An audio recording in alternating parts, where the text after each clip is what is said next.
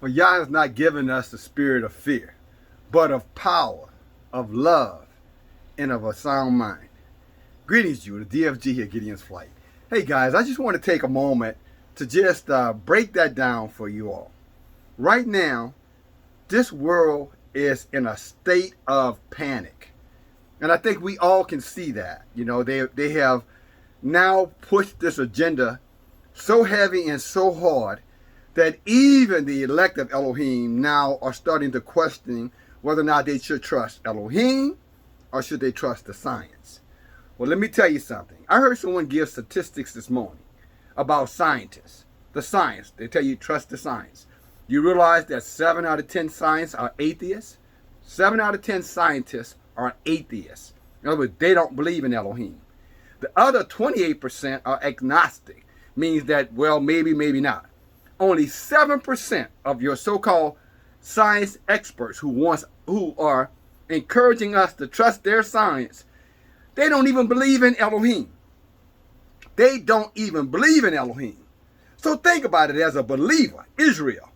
Why would you trust someone who does not believe in our Creator? Think about it. See, when Timothy said, a sound mind, Elohim has given us a sound mind, that means we're supposed to think logically, clear. We're supposed to think, a sound mind means wisdom. So if you're not walking in fear, listening to science, that's your government official, that's your best friend, that's your uncle, that's the customer, that's your neighbor, that's your children, whoever is pushing fear to you, oh, you're going to die. Oh, you're going to die. You better get sick. You better, look, rebuke them. Rebuke them.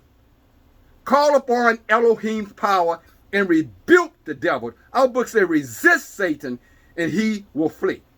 If they're coming to you with their fear because they want to believe in atheists and telling you trusting in Elohim, trust the science, that is Satan in wolf's clothing. Rebuke them. Resist them. Now, you know, they were incentivizing everybody a little while ago with giving you some of this, giving you free that. You don't have to pay your taxes. You don't have to do this. You get credit, get money. Now they're simply saying, well, we ain't letting you come in our ventures now.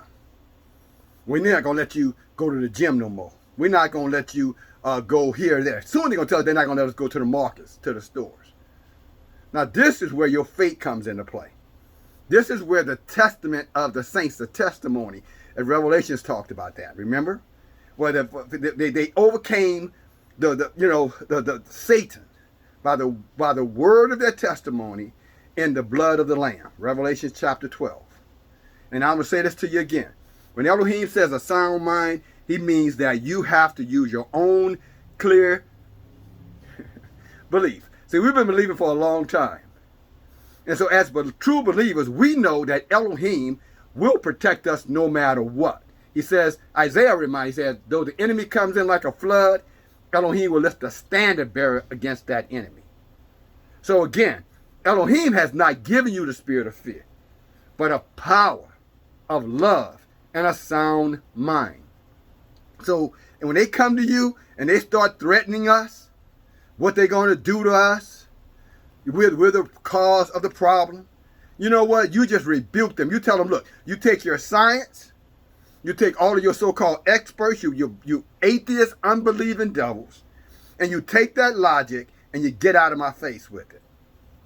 I don't want to hear what you have to say. I trust in Elohim. That's what you tell them. I trust in Elohim. He'll see me through this.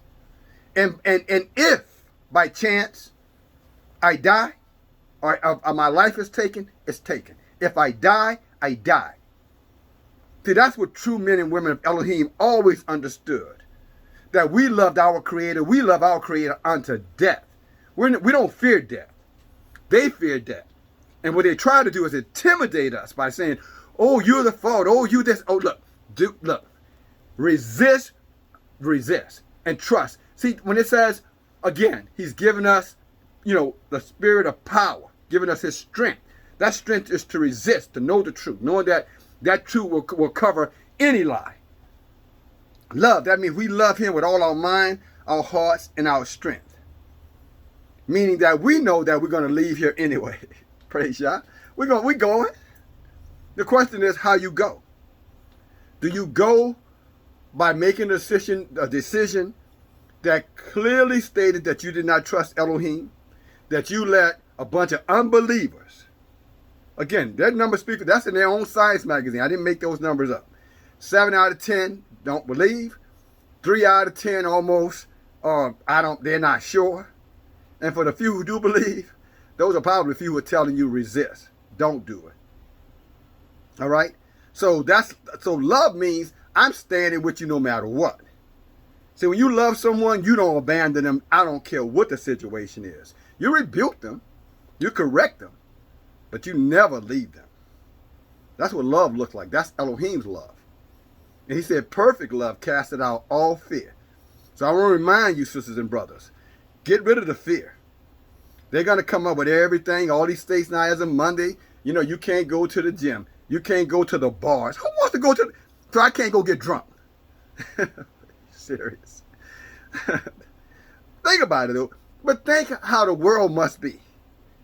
That they can scare them by telling them they can't go get drunk. They can't go drink. They can't hang out at the club. And they're like all shaking and pissing their pants. You know what? If I never tasted alcohol again, it wouldn't bother me.